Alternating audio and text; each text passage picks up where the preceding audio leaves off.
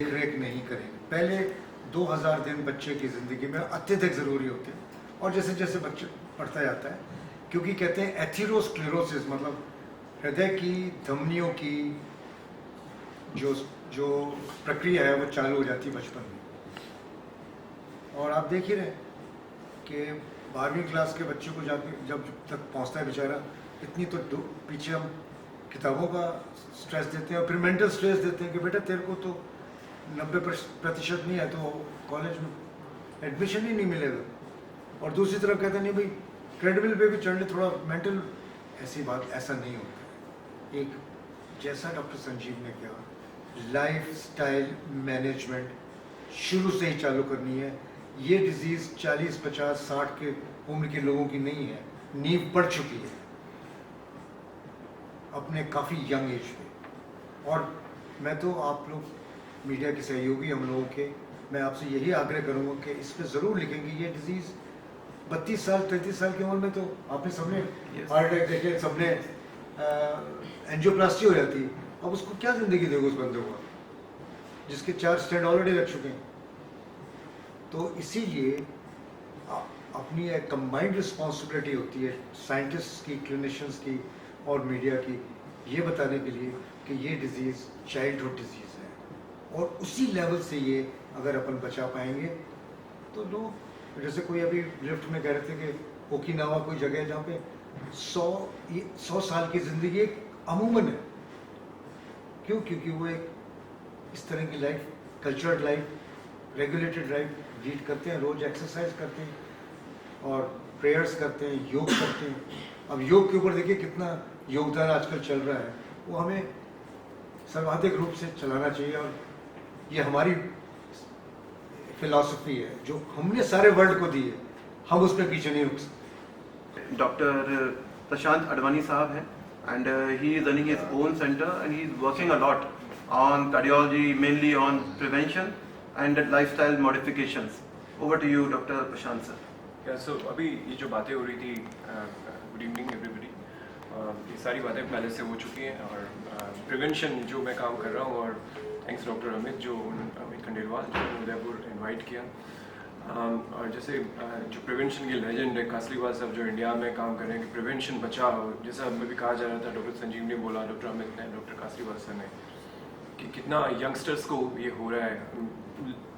Sir 32 बता रहे थे, 20 और 28 साल, 22 साल से 28 साल में अचानक हार्ट अटैक हो जाता है। तो ये हमको देखना था। और हम अभी पूरे वर्ल्ड में, जैसा अभी कहा गया कि हार्ट डिजीज़ की कैपिटल बन गया और डायबिटीज़ की कैपिटल बन गया, हम राजधानी है कि भारत में ही सारा सब हो रहा है। तो और जो वेस्टर्न, जो पाश्चात्य गाइडलाइंस हैं वो हमको कवर नहीं करती, हमारे ऊपर ट्रायल्स नहीं होती, और इंडिया में हमें, सॉरी, ट्रायल कल्चर नहीं है।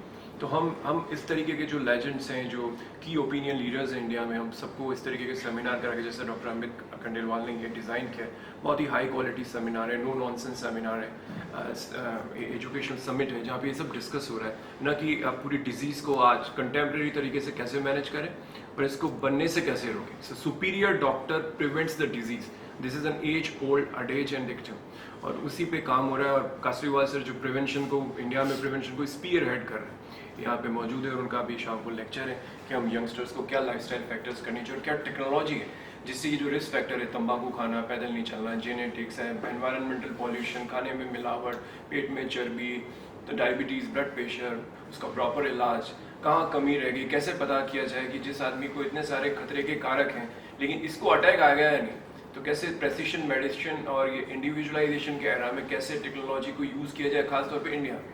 तो इन सब बातों के बारे में ये संगोष्ठी चल रही है और बहुत अच्छे लेवल पे जा रही है। जी, एक्चुअली 1-2 साल पढ़ा हूँ सेंट पॉल्स स्कूल में, सो मेरा यहाँ से एक रिश्ता है, सेंट जेवियर्स छोड़ के जयपुर से। इतना अच्छा डिस्कशन हुआ है अभी हमारे 3 बहुत सीनियर डॉक्टर्स से, जिनको एक इंसाइट है इस डिज़ीज़ में। तो सवाल ये है कि मैं जिम जाता हूँ अपनी हेल्थ ठीक करने के लिए, क्योंकि सारे डॉक्टर मुझसे कहते हैं कि भाई तुम अपना लाइफस्टाइल ठीक करो, अगर वहाँ जाके मुझे हृदयाघात हो जाता है।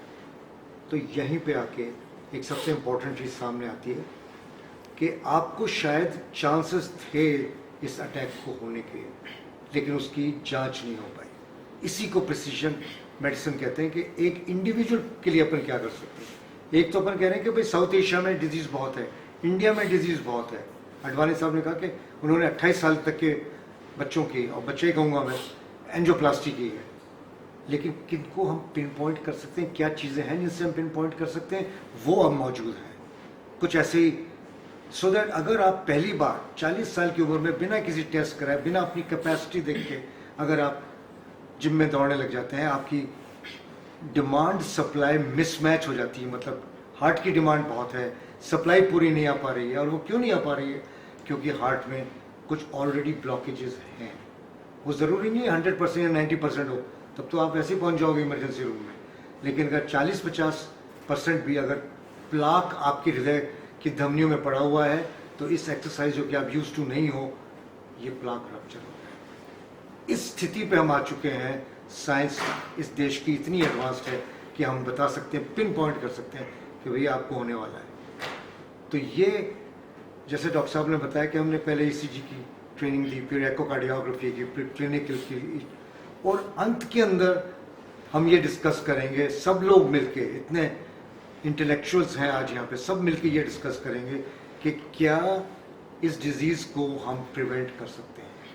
कोई एक ऐसी चीज़ हो सकती है कि ये भारतवर्ष इसको भी सबसे आगे ले जाएगा कि नहीं ये डिजीज़ टोटली प्रिवेंटेबल है। इस पे आज चर्चा है और मैं बहुत बहुत ग्रेटफुल हूँ अमित जी का कि इन्होंने पूरा अपना इसको बीड़ा आगे लिया है कि नहीं हम इसको आगे चलाएंगे। ये नहीं, कोरोना के बाद भी बड़ा असर हार्ट में देखने को मिल रहा है। इतना अच्छा सवाल पूछा है आपने। Long Covid syndrome well defined है सर। हमारे पास जो भी व्यक्ति आते हैं, थोड़ा सा भी दर्द अगर बताते हैं, और अगर उन्होंने उनके कोविड इन्फेक्शन हुआ है 2 साल पहले तक भी, फर्स्ट वेव में, सेकंड वेव में भी हुआ है, उनकी ज़रूर हम सीटी कॉर्नरी एंजियोग्राफी या सीटी कैल्शियम स्कोर कराते हैं।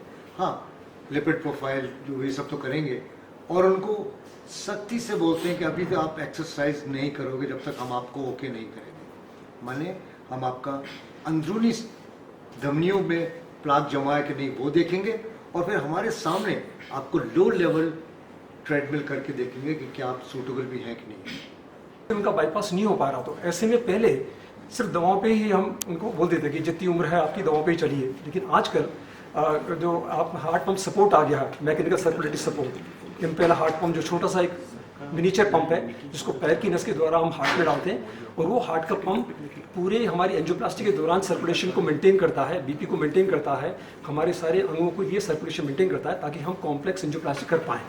तो ये कॉम्प्लेक्स एंजियोप्लास्टी के बारे में भी हम चर्चा करेंगे उन पेशेंट्स के लिए जिनमें बाईपास संभव नहीं है और उनको हम घर के नहीं भेजना चाहते, हम चाहते हैं कि उनको भी अच्छी क्वालिटी ऑफ लाइफ दें।